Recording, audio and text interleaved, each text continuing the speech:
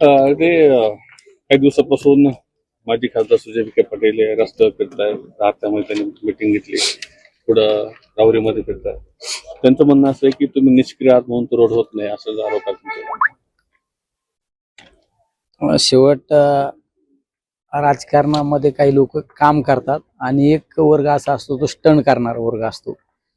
जर आज बऱ्याच मीडियाद्वारे सांगितलं जातं की जे हल्लीचे जे खासदार आहे ते काम करत नाही आणि आम्ही खासदार नसताना काम करतो. पहिली गोष्ट, यांना 2024चा पराभव आज पण मान्य झालेला नाही.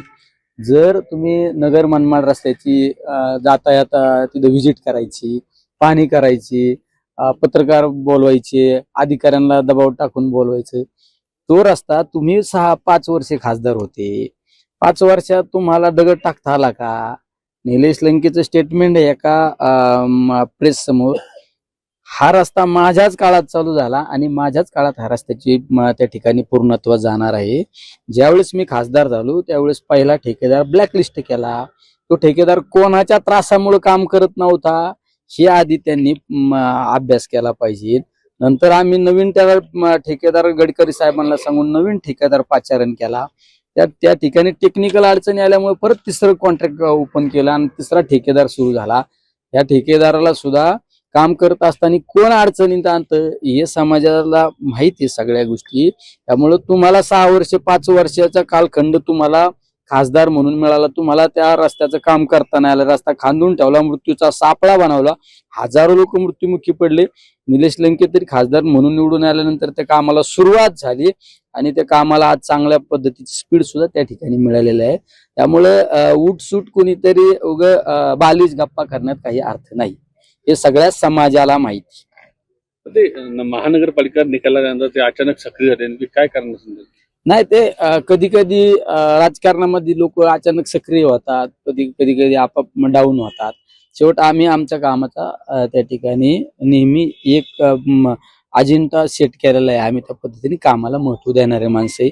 आम्ही फक्त राजकीय व्यासपीठावर गेल्यानंतर स्टेटमेंट करणं, भाषणबाजी करणं आणि आपल्या समोर बसलेल्या चाहत्यांना टाळ्या वाजवण्यासाठी बोलणं हे आम्ही काही करत नाही. आम्ही फक्त काम करतो. महानगरपालिकेत तुम्ही कामं न केल्यामुळे महानगरपालिकेत तुमचा मोठा पराभव शेवट महानगरपालिकेच्या निवडणुकाच्या बाबत तुम्ही सविस्तरपणे गेल्यानंतर ह्या गोष्टी तुमच्या समोर येतील काही दिवसात. नेमका निवडणूक कशा पद्धतीने टॅकल झाली, काय झाली, या सगळ्या गोष्टी येतील. शेवट महानगरपालिका आणि ह्या सगळ्या गोष्टीचा विचार केला तर त्या महानगरपालिकेला संदर्भ देणं पण चुकीचं आहे. सुजय विखे पाटील काल आरोप केलेला आहे, त्यांचं तुमचं नाव नाही घेतलं, पण त्यांचं असं म्हणणं होतं की जो गुजर अंमली पदार्थामध्ये त्याला सिरुप्रसादने अटक केलेली आहे, तो पूर्वी पारनेरला होता, तो तुमच्या कॉन्टॅक्ट मध्ये होता. नंतर ते ड्रग्स त्यांनी काढलं, त्यानंतर ड्रग्स ते कोणाच्या घरामध्ये ठेवलं होतं आणि त्यामध्ये नेत्याचा सहभाग आहे असं त्यांचं म्हणणं होतं. आणि दुसरं असं की ज्या ठिकाणी हे घडलं आणि त्याला LCB आणण्यामध्ये तुम्ही आंदोलन केलं होतं असं त्याचा आरोप आहे. शेवट काही राजकीय नेते मंडळींना निलेश लंके यांचं नाव घेतल्याशिवाय त्यांचा दिवसच जात नाही. या जिल्ह्यात पारनेरला बदनाम करण्यापेक्षा, पारनेरचं कुठलं कनेक्शन जोडण्यापेक्षा शिर्डीमध्ये काय चालू हे पाहिलं पाहिजे. तुमचं तर इतकं म्हणजे केविलवाने स्टेटमेंट होतं एक दिवस की शिर्डीतलं बाबांनी चालू केलेलं अन्नछत्र, त्या अन्नछत्रामुळे गुन्हेगारी वाढती, हे स्टेटमेंट तुमच्या तोंडून येतं. त्या ठिकाणी एका सचिन गिधे नावाचा शेतकऱ्याचा मुलगा व्यवसाय करण्यासाठी शिर्डीत आला, त्या मुलाला जाळून मारलं, त्याची डेड बॉडी सुद्धा मिळाली नाही. त्याबाबत आष्टीचे आमदार दस साहेबांनी सुद्धा स्टेटमेंट केलं. ते मारणारे आरोपी कोण? आरोपी तिथं पोकळे नावाचा, दीपक पोकळे नावाचा ग्रस्त त्यामध्ये आरोपी सिद्ध झाला. त्याच्यावर 18 केसेस गुन्हे त्याचे डिटेक्ट झाले, 18 गुन्हे, 307 सारखे, 302 सारखे. त्याच्या कार्यालयाच्या उद्घाटनाला कोण, हे तुम्ही पाहिलं का? तुमच्या ज्यावेळेस तुमचा नागरी सत्कार शिर्डीमध्ये झाला, तुमच्या हारामध्ये कोण, हे तुम्ही आधी पाहिलं पाहिजे. ह्या सगळ्या गोष्टी केल्या पाहिजेत. ग्रोअर सारखा फायनान्स घोटाळा झाला, 1200 कोटी रुपयाचा. साळवे नावाचा जो घोटाळा करणारा ग्रस्त होता, तो कोणाचा कार्यकर्ता होता? ह्या टीमला अटक न करण्यासाठी यांना का सवलत दिली, एका एपीआय कडे तपास का दिला, ह्या सगळ्या गोष्टीवर तुम्ही आधी बोललं पाहिजे. तर तुम्ही पारनेरकरांना निलेश लंकेंवर बोलण्यापेक्षा तुम्ही गुन्हेगारी शिर्डीची गुन्हेगारी थांबवा, ही सगळी महत्वाची ही थांबवली पाहिजे. मग पारनेरकरांना बदनाम करा, निलेश लंकेनला बदनाम करा, ह्या सगळ्या गोष्टी तुम्ही या सगळा वेळ असा चुकीचा घालण्यापेक्षा तुम्ही कामात वेळ द्या. तुम्हाला आज पण तुम्ही जर तुमच्या तोंडून सांगता की मी खासदार नसताना काम करतो, अरे मग 5 वर्ष तुम्ही जर रस्त्याला का केला नाही हे लोकांना दिसत नाही का? कमीत कमी निलेश लंके खासदार झाल्यानंतर काम सुरू झालं, काम शेवट पण होणार आहे. रात्री मी तर भागात गेलो, राहुरीच्या पुढे कामाला बऱ्यापैकी पॅच मारलाय, मागे पण पॅच मारलाय. हे माझ्या काळात काम चालू झालंय, दुनियाला माहितीये. मी खासदार झाल्यानंतर नवीन ठेकेदार आला हे दुनियाला माहितीये, सगळ्यांना माहितीये. तुमच्या काळात काय झालं, तुमच्या काळात तर तुम्ही लय ताकदीचे होते ना, लय कार्यकुशल होते ना, तर करून दाखवायला पाहिजे होता ना.